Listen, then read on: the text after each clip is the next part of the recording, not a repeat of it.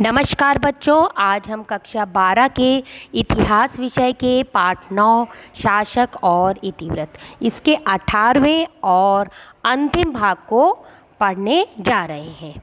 आज सबसे पहला टॉपिक पढ़ेंगे हम मुगल दरबार में जेसुइट धर्म प्रचारक।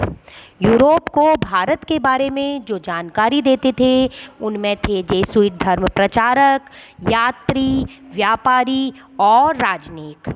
वो भारत के बारे में यूरोप में जाकर जानकारी देते थे कि भारत कैसा देश है, कैसा खान पान, रहन सहन, राजनीतिक, सामाजिक, आर्थिक स्थिति सभी का विवरण वे देते थे। मुगल दरबार के यूरोपीय विवरणों में जेसुइट वृत्तांत सबसे पुराने हैं।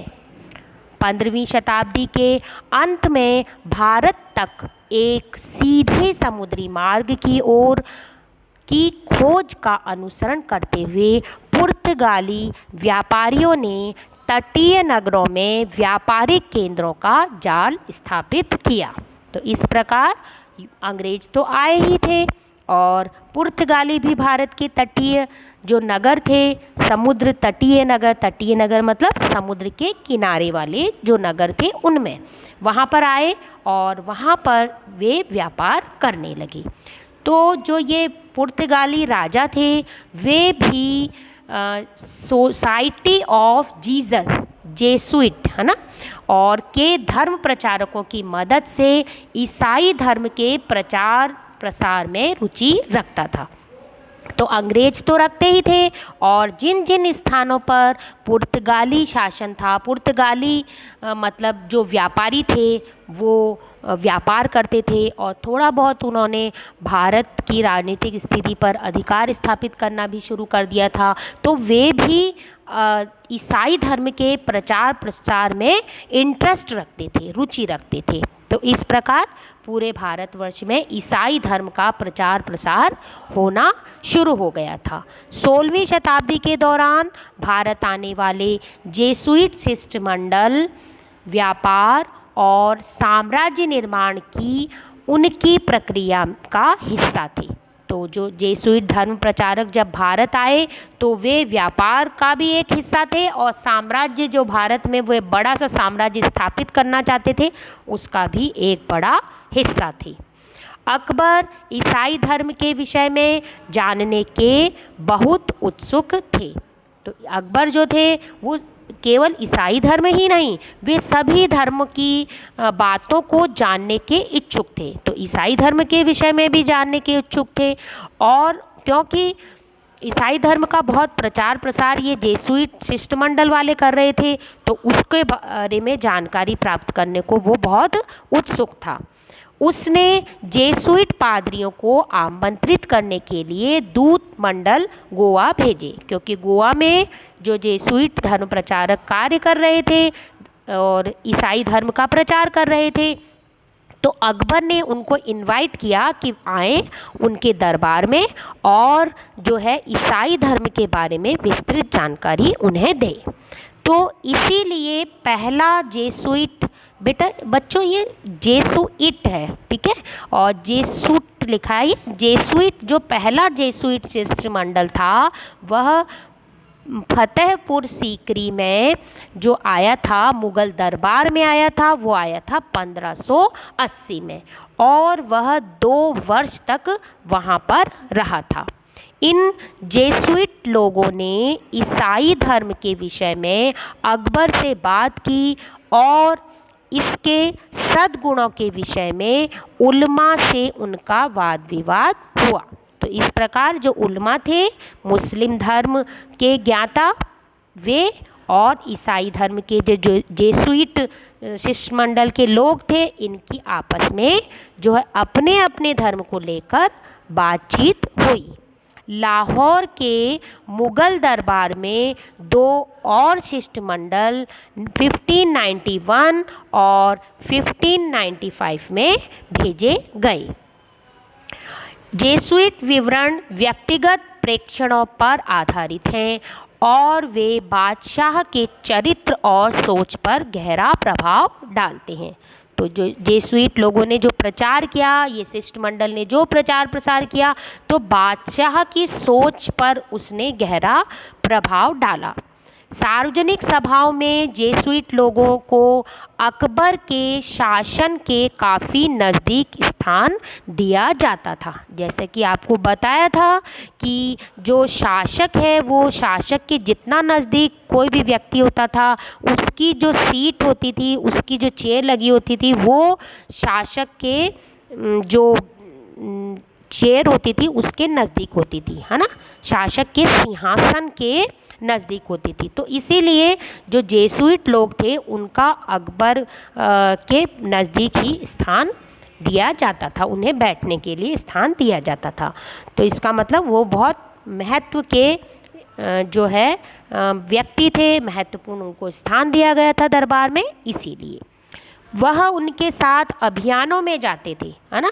जब भी शासक कहीं अभियान में जाता था तो ये जेसुइट धर्म प्रचारक भी उसके साथ जाते थे और उसके बच्चों को शिक्षा देते थे। और जब भी फुर्सत होती थी उसके समय में अक्सर जो है ये शासक, ये जो जेसुइट धर्म प्रचारक थे, ये अकबर के साथ होते थे, मतलब बातचीत करते थे धर्म के विषय में।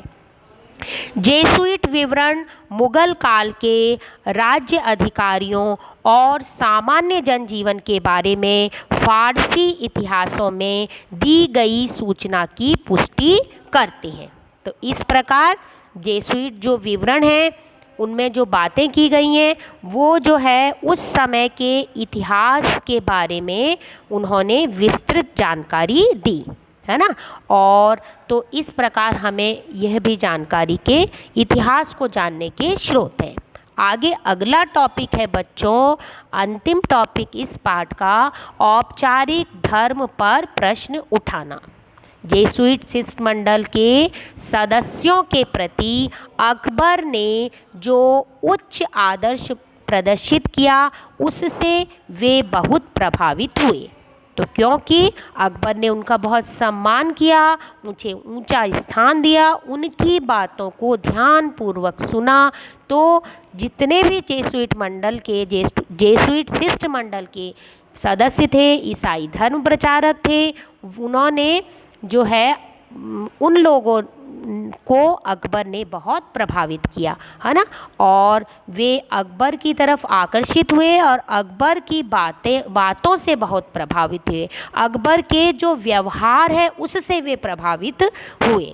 ईसाई धर्म सिद्धांतों में बादशाह की स्पष्ट दिलचस्पी की व्याख्या उन्होंने अपने मत में बादशाह के धर्म परिवर्तन के संकेत के रूप में की।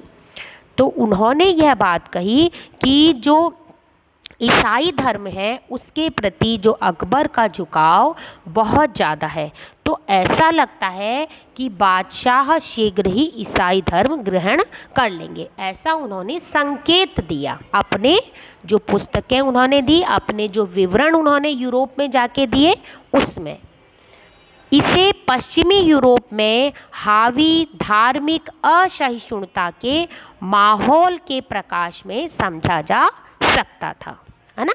समझा जा सकता है, क्यों समझा जा सकता है? क्योंकि जो है सभी धर्मों का सम्मान होना चाहिए, लेकिन वे अपने धर्म को श्रेष्ठ बताते थे कि अपने हमारे धर्म में यह है, अपने धर्म का प्रचार प्रसार करते थे। तो इसीलिए धार्मिक असहिष्णुता के माहौल के प्रकाश में इसे समझा जाता है। एक व्यक्ति थे, उनका नाम था मानसेरेट, है ना। तो उसने टिप्पणी की कि किसके बारे में? मुगल शासक अकबर के बारे में। उन्होंने कहा कि राजा ने इस बात की बहुत कम परवाह की कि सभी को उसके धर्म के अनुपालन की अनुमति देकर उसने वास्तव में सबका तिरस्कार किया। तो इस प्रकार जो है उसके ये विचार थे मुगल शासक के बारे में। और धार्मिक ज्ञान के लिए अकबर की तलाश में फतेहपुर सीकरी के इबादत खाने में विद्वानों, मुसलमानों, हिंदुओं, जैनों, पारसियों और ईसाइयों के बीच अंतर धार्मिक वाद विवादों को जन्म दिया। तो इस प्रकार जो फतेहपुर सीकरी में उसने सभी धर्मों के लोगों को आमंत्रित किया, तो इस प्रकार उन सभी के बीच धार्मिक वाद विवाद खड़ा हो गया था।